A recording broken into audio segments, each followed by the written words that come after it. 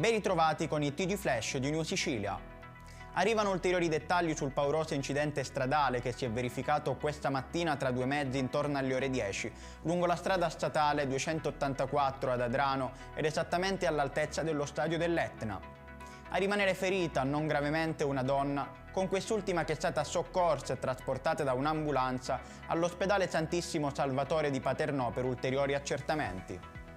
Alcune parti di un costone roccioso sono franate su un antico abbeveratoio in contrada Pioppo nelle campagne di Caltabellotta. Sono stati agricoltori e allevatori stamattina ad avvisare il comune. Fortunatamente non ci sono stati danni alle persone.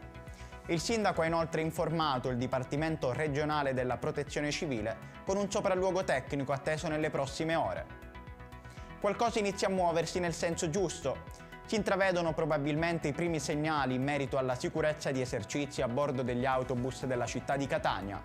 È doveroso richiamare l'attenzione dei vertici aziendali e delle istituzioni preposte affinché si possa ritornare alla migliore efficienza dei mezzi, garantendo la salvaguardia dell'incolumità degli autisti e dell'intera collettività di utenti che li utilizza.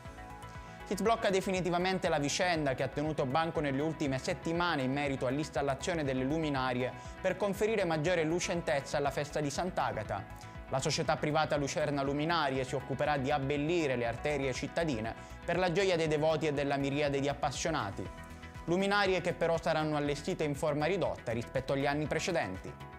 Ed è tutto per questa edizione, il prossimo appuntamento sarà questa sera alle ore 20.